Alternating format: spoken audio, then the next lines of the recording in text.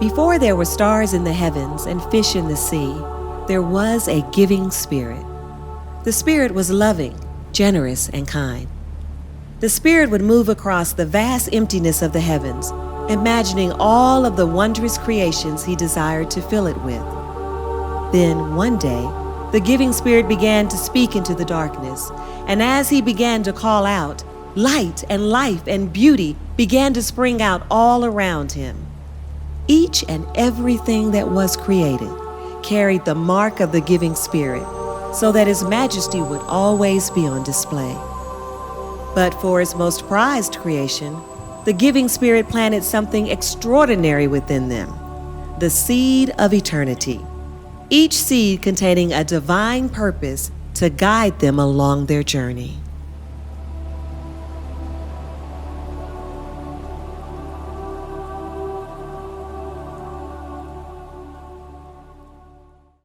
Let me tell you a story about the Mender Street Church of Christ. It is a story from its beginning until now and beyond. It is the story of the giving spirit. Now, whenever an appointed time would come for the purposes of heaven to be revealed on earth, the giving spirit would visit his created sons and daughters, and he would move over their dreams and visions, awakening them to the great purposes he was calling them to, gently whispering, "It's Kairos time," or that is to say, the moment has arrived. An appointed time came when the land was filled with violence and great instability. So the giving spirit moved over Maury County, Tennessee, and called out to George Philip Bowser. It's Kairos time.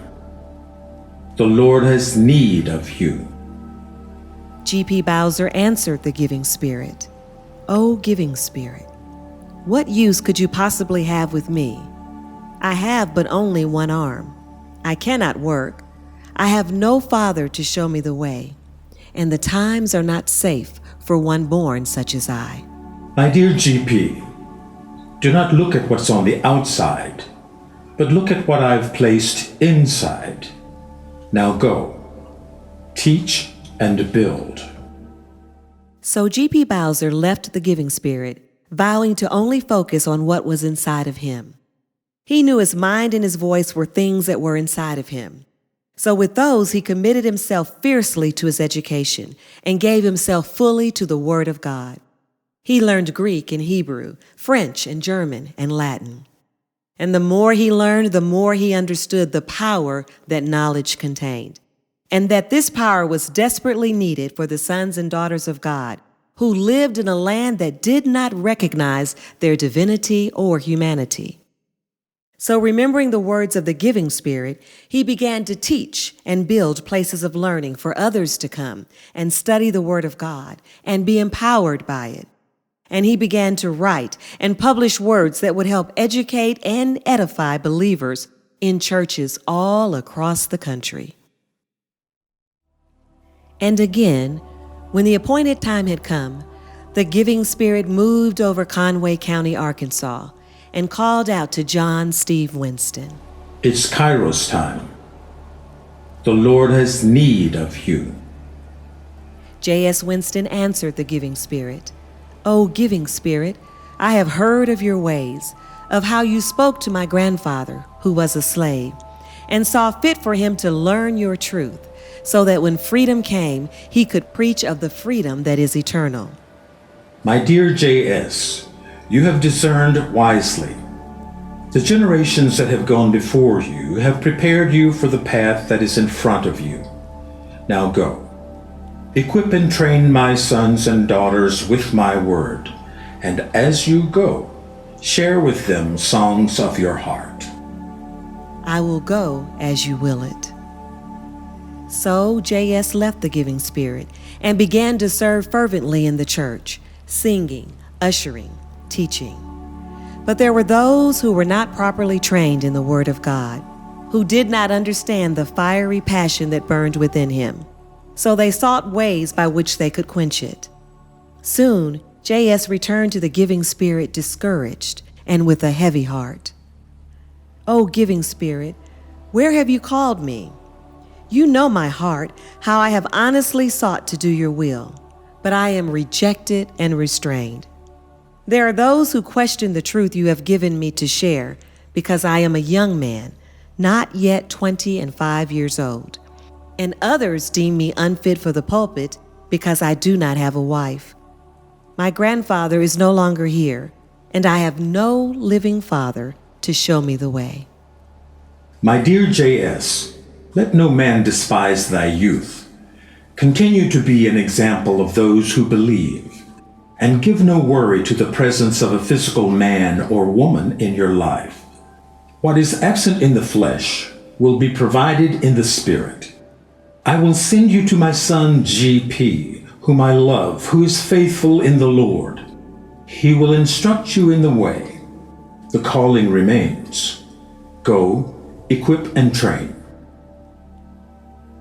And the giving spirit was faithful to his word, and brought G.P. Bowser and J.S. Winston together, as a father to one and son to the other. G.P. understood the fire within J.S., because he recognized its source and was not afraid. So, with fatherly care, G.P. began to guide and instruct J.S. in the ways of the Lord, and J.S. continued to grow in stature and wisdom. Knowing the work ahead would be difficult and sometimes lonely, the giving spirit soon after brought his daughter Mizetta Bridges to work and serve alongside J.S. And like farmers attending to a most precious crop, J.S. and Mizetta traveled across the fields of Texas and Oklahoma and the cityscapes of Ohio, planting churches, equipping leaders, ensuring the crop was healthy and wholesome and edifying for God's use. Now here's the passage to it, Acts 20, 30 and 31. Paul told the elders, take heed unto yourselves and all the flock will restore the Spirit, and made your overseers to feed the church of the Lord, which is purchased with his own blood. For after my departure, grievous wolves will do. And again, when the appointed time had come, the giving spirit moved over Cleveland, Ohio, and called out to Anthony Eugene Roach. It's Kairos time. The Lord has need of you. Anthony answered the giving spirit, how can that be? I am nobody, and certainly not worthy of this call. My dear Anthony, your worth is not determined by what you see, but by what I have said. I have deposited greatness inside of you. However, your journey to discover it is just beginning. As you go, I want you to write down the truths you will learn along the way, because through your pen, others will be led to great discoveries concerning my love. How am I to write when I struggle to even read? Not by power or by might, but by my Spirit is the impossible made possible. If I am to go, who will show me the way? I will send you to my son J.S., whom I love, who is faithful in the Lord. He will instruct you in the way. And the giving spirit was faithful to his word. He led Anthony to the University Church of Christ and to J.S. Winston. He brought the two together, as a father to one and son to the other. So, with the care of a father, J.S. began to guide and instruct Anthony in the ways of the Lord, and Anthony continued to grow in stature and wisdom. And when he had grown to a certain point, the giving spirit called out once more. It's Kairos time. The Lord has need of you. Anthony replied, your servant is here. Speak, and I will obey. Go from your place here, from your father's household, to a land that I will show you, and to a work that I will lead you to in Texas. And Anthony was careful to do all that the giving spirit had instructed. He packed up everything that he owned, and he and his wife Candace set out for the land that the Spirit had spoken of. And when they had arrived, they began to serve in the local congregations of the area. But the prompting that there was yet a specific and unique work that the Spirit was calling them to never left. As the prompting grew with intensity and urgency, Anthony reached out to his spiritual father, J.S. Winston, seeking his wisdom in the matter. J.S., recognizing a Jericho moment was upon them, instructed Anthony and Candace to take time each Sunday to drive around the city and wait for the Spirit to reveal the territory that they were to claim. So that is what they did, Sunday after Sunday, until on one drive, as they approached the corner of T&P Lane, the Giving Spirit appeared. This is the appointed place. In this place my truth will be revealed. Families will be transformed, and faith will forever be on display. Humbled by such a great task before them, Anthony replied, "May it be as you will, and may we be found worthy. But Giving Spirit, we know such a call is too large for one man or woman to bear alone. Please send others to join us in this mighty work." And the Giving Spirit began a powerful move across the city of Abilene, awakening the spirits of men and women to the same call as GP and JS and Anthony and Candace. A call that has gone forth from generation to generation. It's Kairos time. The Lord has need of you. And one by one, man and wife answered the call and showed up to the place that the Spirit had appointed, a little church on the corner of Minda Street, and they began to serve. Ladies and gentlemen, I say again, the work that these people are doing is just phenomenal. I'm very proud of them, and I'm glad to be associated with these great servants of God. One more time, please. They taught the children. They shared the word. Whatever the work, they committed themselves to it wholly, fully, and the church grew. And as the church grew, Anthony would continue to return to the Giving Spirit, to seek him on how to remain faithful to the vision that was promised. One day, Anthony approached the Giving Spirit and asked, "Oh, Giving Spirit, you know it's my heart's desire to do your will. Test me now and show me how I may walk more perfectly before you and the people you have given me to serve." Dear Anthony, I know your heart and how you have sincerely pursued my ways. I now ask you to open up that heart in a bigger way to see and teach of the saving grace that has appeared to all, and to remember that the seed upon which this work was established brought together both black and white. Continue in that way, and I will be pleased. So Anthony left the Giving Spirit convicted, and he returned to the children of God preaching a new message, a message that would help people transcend the issues of the flesh and to understand their true identity as spirit, soul, and body. And as he began to share this message, lives were changed in powerful ways, and the church grew and grew and grew. People of all nationalities and backgrounds came to hear the Word of God, preached with spirit and life. And one Sunday, Anthony looked out among the congregation at the sea of faces representing every color of the rainbow, at the chairs lined up against the pews, everybody pressed together, at the church mamas fanning, at this tremendous family whom the Spirit had birthed. And in the beauty of that moment, he knew, we have been at this mountain long enough. It is time to go and possess the land. It is time to rise up and build. Now, Anthony dared not attempt such a bold undertaking without intently seeking the Spirit's guidance. So, as was now his custom, he returned to the Giving Spirit and awaited his instruction. You will not be building bigger walls. You will be building faith, and that is the more costly investment. It will require great sacrifice.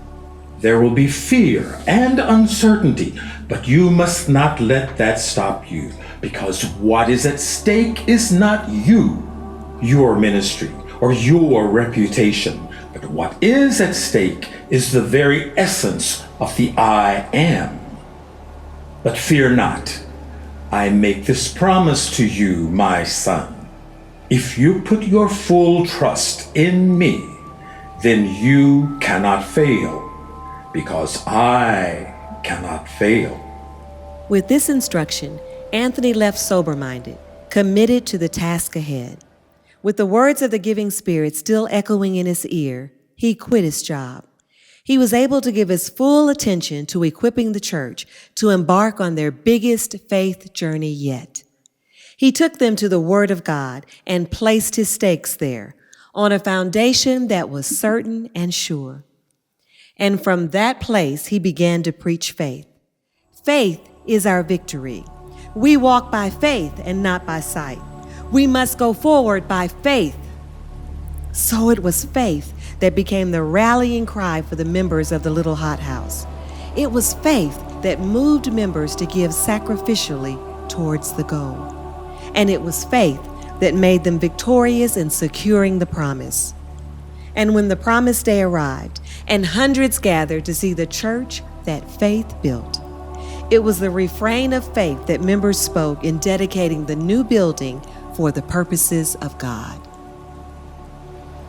For the worship of God in prayer and praise, for the comfort of those who struggle and suffer, for the instruction and safeguarding of the young, for the hospitality to the stranger, in grateful remembrance of those who served before, and for the proclamation of the everlasting gospel at home and unto the uttermost parts of the earth.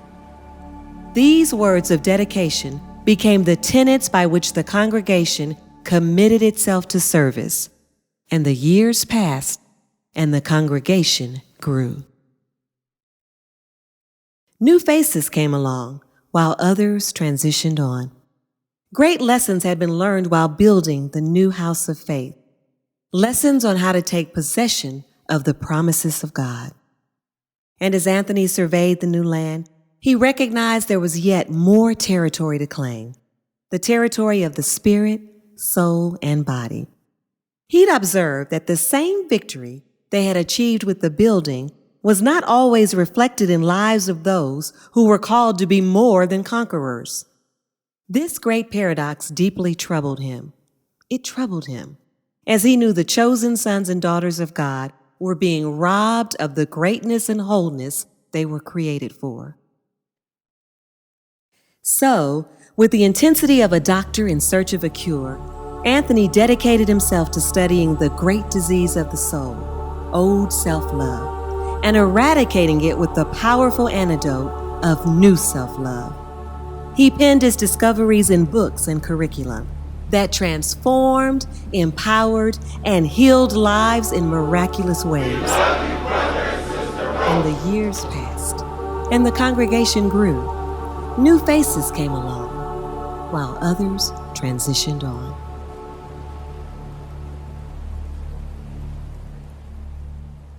And when the season came, as it does for all men, to take an account of the life that has been lived, Anthony looked back at all that the prior years contained, the manifold blessings, the countless lives that had been touched, the kingdom bonds that had been formed.